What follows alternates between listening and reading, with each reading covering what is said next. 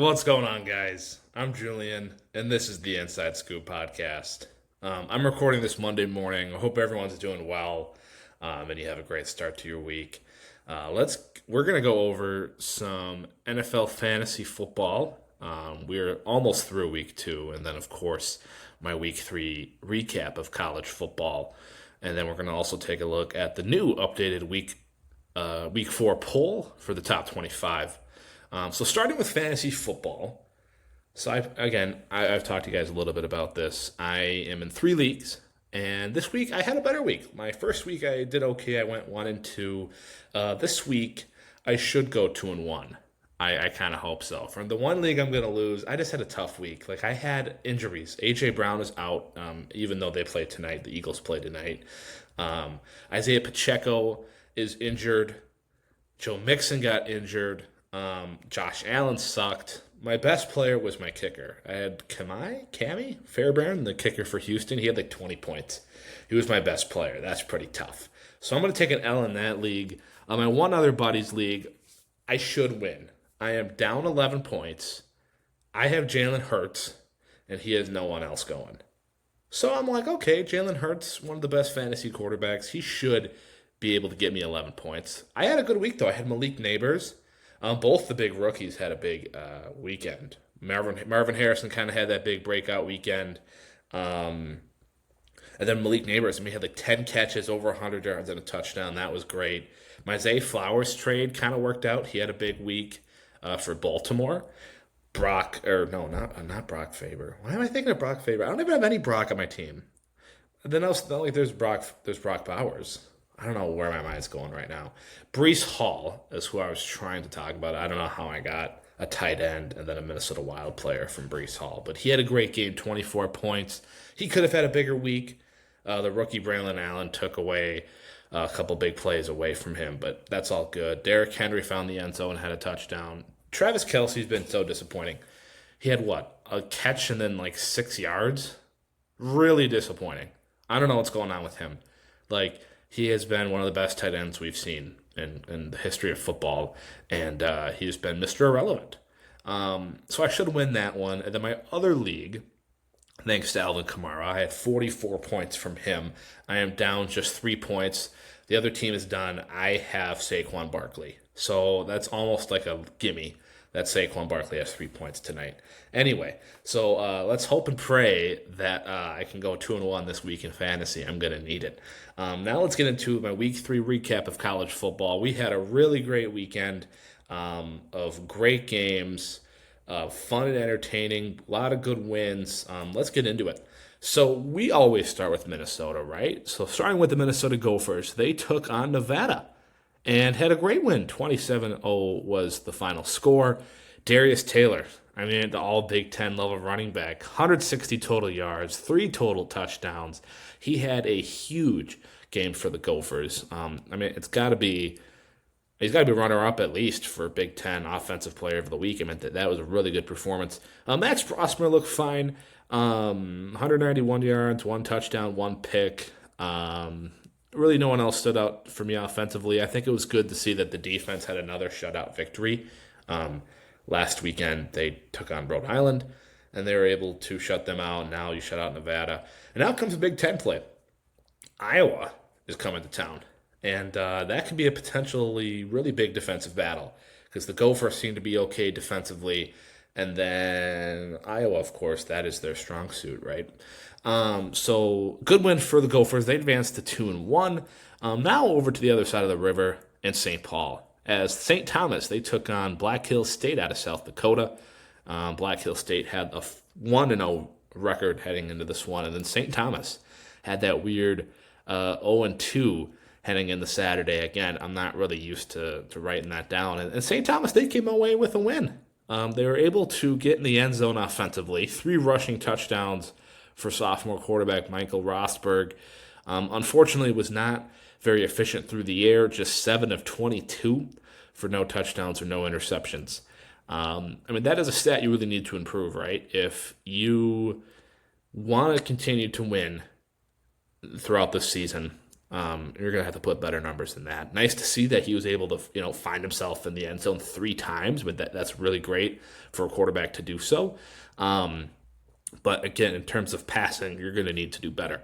Um, Joseph Cook, the freshman running back, kind of stole the show with 18 carries for 96 yards.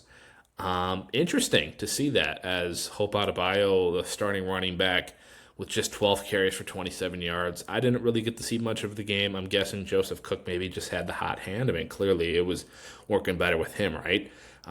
He was averaging about 4 yards a carry there. Defense picks up a couple interceptions, a good 24-14 win. Again, now this is a Division II team. Now you have to go on the road for the first time this year against Lindenwood in Week 4. I'm hoping, this sparks something and they can continue to win. I think you should be happy with a home win against Black Hills State, a team that also played you close a year ago. But now I think plenty of things to improve offensively, and hopefully with 3 rushing touchdowns by Rosberg, it sparks something and they can continue to fly and score plenty of touchdowns. Now, let's go into the nationwide game, starting with the Friday night game. Arizona takes on Kansas State, a nice Big 12 battle. Kansas State looked really good. They win 31-7, despite Arizona coming out strong with an offensive touchdown. I mean, that T-Mac, McMillan, I'm really bad at pronouncing his names. Is it Tyroa McMillan? I know people call him T-Mac for short. I mean, he is something else. He kind of looks like the college Mike Evans, right? I mean, there was a play where Fafita just chucked that thing up in the air, and it's just like McMillan just was able to moss it and come down with it. Really something special. He might be the first wide receiver taken in the draft this year. But despite those two's talent, Kansas State looked really good. I mean, Avery Johnson, true sophomore quarterback, the 19-year-old with 156 passing yards, another 110 on the ground, 2 total touchdowns. Kansas State looked really good. Defensively, I kind of knew they were going to be a little bit more better than Arizona, and it definitely showed. Kansas State is going to move up in the rankings. Right now might be the favorite to win the Big 12. Now let's go over to Madison, Wisconsin, as the Badgers had the Crimson Tide of Alabama in town, and it was Big Red versus Big Red. And, well, poor Wisconsin, right? I don't really have much sympathy for them since I'm a Gopher guy. But Alabama, they railed them 42-10. Jalen Milroe, very special and dynamic player. 196 yards through the air, 75 on the ground, 3 passing touchdowns, 2 rushing touchdowns. I mean, he is Mr. Touchdown, right? 5 total touchdowns in this game for Jalen Milroe. The rookie sensation, Ryan Williams, former 5-star recruit, just 17 years old. I mean, this kid isn't even an adult yet. He's legit a teenager. He had a good game, 4 catches for 78 yards and a touchdown. I think it's interesting where he seems to have a lot of speed, where they go to him and, he doesn't maybe necessarily get, 10 catches a game, but he'll get like 4 or 5, but then they're going to be for pretty big gains. I think it's interesting how he is dusting, these Division I, Power 4 defensive backs as a 17-year-old. And it's crazy how we're going to see him at least for, I'm guessing, another 2 years, right? And even then, he'll still be, maybe 20 by the time he goes into the NFL draft? And that's assuming he decides not to stay for a senior year. Really incredible what Alabama's got. And him and Jeremiah Smith are next up on college football for the wide receivers. So a big win for Alabama. Now let's go to the big SEC kind of game of the week where College Game Day was located. South Carolina, they had LSU in town. And it was a high-scoring affair. LSU, they were able to overcome 36-33 against the Gamecocks. I was kind of rooting for South Carolina in this one, honestly. But Garrett Nussmeier, I mean, he looks pretty impressive, stepping up big shoes to fill against, former Heisman Jaden Daniels. I mean, he had a decent game, 285 yards, 2 touchdowns, and an interception. Caden Durham got it done on the ground, 11 carries for just under 100 yards and a pair of TDs as well. It was a great performance, I think, for LSU on the road in a tough environment against South Carolina. You pick up your second win on the season, and you kind of show why, we should still be ranked despite that opening week loss against USC. Michigan. So they host Arkansas State. Michigan, I'm pretty sure, has had 3 home games already. And Michigan, I mean, offensively, still iffy. They don't look good. I'm sorry, but Davis Warren is not the guy. Against Arkansas State, he threw for 122 yards, 0 touchdowns, and 3 interceptions. I mean, that's pretty bad. And if Michigan wants to find themselves in the college football playoffs, they're going to have to do better offensively. The run game did well. Khalil Mullings stole the show from Donovan Edwards, 15 carries for 153 yards and 2 touchdowns. I mean, for kind of their second string running back to have a performance like that over Edwards is pretty interesting. And I think what's more important to talk about is what's going on with Donovan Edwards. We're not really seeing him, take that leap that he was expected to take from last season compared to this season. Now it's like, you know what, you've been running behind Blake Corum for a couple of years. Now it's your time to shine, and we're just not seeing it. And I also agree that, well, it doesn't help that they don't have a great offense, and if they can't throw the ball, they can't always run the ball. That's just not the offense they have. But I think we're still waiting for Edwards to have that big breakout game. And he played solid against Arkansas State, too. 17 carries, 82 yards, and a touchdown. I mean, that's a decent game. But to see the second string guy get double the yards on a few less carries is concerning to me. Now let's go back to the SEC. Missouri, they host Boston College in a little ranked matchup there. In Missouri, they come up with the win, 27-21. Thomas Castellanos, I mean, he had a couple of picks, but he played really well. 250 yards, 3 touchdowns in Missouri. I mean, that's a really tough environment for them to go travel down to an SEC school. Brady Cook, I will say has kind of met expectations. Like, he's solid, but it helps he's got Luther Burden. I mean, Brady Cook had 264 yards and a touchdown. Nothing to go crazy about. Luther Burden kind of had that big week that we were all waiting for. 6 catches, 117 yards, and a touchdown. Again, one of the best wide receivers in football. A nice win for Missouri as they advance to 3-0. However, I don't want to still lack and overlook Boston College. I mean, what do you expect, right? Boston College was to go to number 6 Missouri and win. I mean, I think for them to beat the spread and come within a possession of Mizzou, I think is still really impressive. Now let's go to the West Coast, a little Oregon against Oregon State. And hey, we finally looked at a top 5 team in Oregon that we knew that was hiding, right? Oregon wins. They win 49-14. I mean, a 35-point victory margin. I mean, it was great to see that the Ducks were basically doing great on offense, and they're only allowing 2 touchdowns. Dylan Gabriel, 290 yards and a pair of touchdowns. Tez Johnson, he had 7 catches for 110 yards. Jordan James, the running back, 12 for 86 and a couple of touchdowns. A big weekend for the Ducks. Spoiler alert, they did not move up in the top 10 rankings. We'll discuss that a little bit more, but I was a little disappointed to see that, honestly. Now, here's an interesting one. So, back to the SEC. Georgia at Kentucky. Number 1 team in the country going against the Wildcats.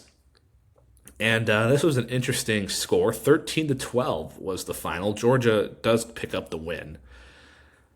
Yeah, interesting, right? Carson Beck, just 160 yards and no touchdowns, no interceptions. Trevor Etienne, the starting running back, 19 carries for 79 yards. The only scoring touchdown in this game was Branson Robinson had 1 rushing touchdown. I think he had like 2 carries for 5 yards. So he was able to find the end zone. However, it was a very defensive battle. Both defenses played well. Georgia kind of had the definition of that bend, don't break, right? They allowed no touchdowns, but 4 field goals. I mean, this is a tough one for Georgia, right? If you want to be number 1 in the country, you can only go down from here, right? You can't go any better than 1. And I think that puts pressure on them. And although they are on the road against Kentucky, they need to win by more than 1 point. And more importantly, their offense needs to score more than 13 points, right? I'm not worried about the defense here. The defense did what they were supposed to do. They kept Kentucky out of the end zone. They held them to 12 points at home. Offensively, Carson Beck, if you want to be a true Heisman candidate, you have to do better. Because 160 yards isn't going to cut it in 2024. A ridiculous performance for the Bulldogs offensively. And hey, look, their schedule isn't getting any easier. They still have Alabama. They still have Texas, right? They still have plenty of other SEC teams to go. This was just the beginning. And if Georgia want to remain on top, they're going to have to fix that offense. Now to kind of my last game I want to highlight, Colorado at Colorado State. I love talking about Colorado. They have a lot of media hype, and they have some big-time players. Shedeur Sanders, a quarterback that gets a ton of attention. Travis Hunter, who is a very dynamic, incredible player who plays elite at both cornerback and wide receiver. And then, of course, the man in the middle, Deion Sanders, at head coach. Colorado, they have a nice win at Colorado State. They're in-state rivals, 28-9. Shedeur Sanders, over 300 yards, 4 touchdowns, 0 interceptions. A solid, very solid performance. Travis Hunter, I remember I kind of mentioned this earlier a couple weeks ago, how he had that big game against NDSU, and I'm like, well, looking at their schedule, I'm not sure he'll do that. He had a very similar performance. 13 catches, 100 yards, and a couple of touchdowns. However, again, this is against a Mountain West team that is not very good in Colorado State. And although you were on the road, I think a win is a win. But I do kind of question the glazing that the media is going to give them. Because when they beat North Dakota State, who might be better than Colorado State, realistically, when they beat them at home by only 5 points, people were saying Shedeur Sanders. I literally remember hearing someone say Shedeur Sanders is going to be the next quarterback in Dallas. Like, they're going to draft him and they're going to get rid of Prescott, and it's going to be Shedeur Sanders. I'm hearing people say he's going to be the number 1 or number 2 quarterback taken. Is he a good quarterback? Absolutely. However, I'm just not convinced. I think he has shined against bad teams. But when we've seen him go up against really good teams, I'm just not convinced. Travis Hunter is a different story. He is phenomenal. I think he deservedly should be a first-round pick in the draft this upcoming year. I'm not sure if he's going to be a cornerback or a wide receiver. We'll see. I just got a text message. The U.S. Customs texted me from Hotmail.com. I wonder if that's a scam. I have my Do Not Disturb turned on. I don't know how these texts are going through. I really hope no one calls because I really don't have time for that. Anyway, so a good win for Colorado. They move up to 2-0. Now let's go into my top 3 Heisman. Right now I think it's Ashton Jeanty is the front runner. In just 2 games for Boise State, 459 yards and 9 touchdowns. Buddy is averaging 225 yards and 4.5 touchdowns. He should be a first overall pick in fantasy football. He is Christian McCaffrey. Right, 2.0. Even better than him in fantasy football, right? With those numbers alone, he has solidified himself, I think, to be the best running back so far in college football. And with that being said, definitely deserves to be on the Heisman list. Number 2 for me is Cam Ward. He's taken the Hurricanes to a 3-0 victory. Through his 3 games, 1,035 yards, 11 touchdowns to just 1 interception. That's pretty crazy. He's done really well. Granted, 2 of the 3 games they've played were against weaker opponents, but when he went to Florida against the Gators, he had a really good performance. I think it was like 385 and a touchdown, I want to say it was that game or something similar to that stat line. And the third guy, so this is interesting. I was going to have Quinn Ewers, and then he gets an injury against Texas San Antonio. Arch Manning comes in, and Texas is so lucky to have him because he is the best backup quarterback in college football. This might be a little bit of a hot take. I think he'd be the starting quarterback in 95 or more percent of other programs around the nation. When I look at other teams as quarterbacks, like, okay, he wouldn't start over Carson Beck, maybe not Shedeur Sanders, maybe not Jackson Dart, maybe not Jalen Milroe. Of course, he's not starting over Quinn Ewers, but even teams that I look at, I'm like, okay, like let's just take Drew Aller, for example, for Penn State. Like, would you rather have an experienced Drew Aller or a young Arch Manning? See, I feel like a lot of teams would have Arch Manning as their starting quarterback over plenty of other solid teams. Maybe not Cam Ward for Miami as well. Um, but, but, oh my God, I'm stuttering. Here we go. This is the real side of me. I do stutter, and I don't like to edit it out because I want you guys to see the real me and truly be in a conversation with me because I can't be perfect, right? I don't like to look at this as like this is some official super freaking thing. This is me for real. Oh, and also I got a Jersey Mike's text. How are these texts going through? I have my do not disturb on. What the hell? Oh my goodness. Okay. Back to Arch Manning. Great performance against San Antonio. He should be the starter until Ewers is healthy. For the Heisman, I mean, he could be a front runner for the Heisman depending on how much he plays and how severe the injury is for Ewers. But regardless, I'm not going to have either of those guys. I think my third guy right now in the running for the Heisman is Jalen Milroe. I mean, when you look at his statistics, 590 yards and 156 rushing yards on the ground, 590 through the air. I mean, that's not impressive. I mean, for him to be averaging 200 yards plus 50 yards on the ground, and again, it's tough to really get the stat of 156. That's including like sacks where quarterbacks take losses for rushing yards on sacks. So he's definitely ran for more than 156 yards this season. But to have him score 14 touchdowns in 3 games, I mean, he's averaging damn near 5 touchdowns a game. I mean, when the ball's in his hands, good things are happening for the Crimson Tide. So he's my number 3 on the Heisman list. Now let's talk a little bit about my questions and takeaways. Wisconsin is in trouble. Tyler Van Dyke suffered a bad injury against Alabama. Good bounce back win for Notre Dame on the road against Purdue. They win 66-7. Michigan offense is still iffy. Davis Warren, he's not it. They're going to have to get Alex Orji involved a little bit more if they want a chance to not only win the Big Ten but even make the college football playoffs. Oregon finally looked like a top 5 team. A big win against Oregon State, their rivals. That should help them prepare against Ohio State in a couple weeks. Miami to win the ACC. I know there's a couple teams behind them. Clemson's still kind of there. Boston College is actually looking pretty decent. However, I think Miami right now looks like the front runner. But let's see how they do against tougher opponents moving forward. Georgia, a tough game. I mean, I just to kind of summarize what I said earlier, Georgia needs to do better offensively. A good defensive performance, I can't knock them at all. But Carson Beck, Trevor Etienne, offensive coordinator, Kirby Smart, something's got to happen. Big 12 favorite? Kind of up in the air. Could it be Utah? Could it be Kansas State? Could it be Oklahoma State? Someone else? I was kind of hoping Kansas was going to be the dark horse, and they looked pretty bad. They've lost 2 games now to Illinois and then UNLV, who are fringe top 25 teams. And Kansas was a fringe top 25 team. And if you can't beat teams that are just as good as you, well, bad things are going to happen. Kansas 1-2 out of the ranks. And then Florida State. I just want to mention how depressing their program has been so far. I kind of wanted to give them the benefit of the doubt. Okay, a tough one against Georgia Tech. I'm like, well, it's not a defining game.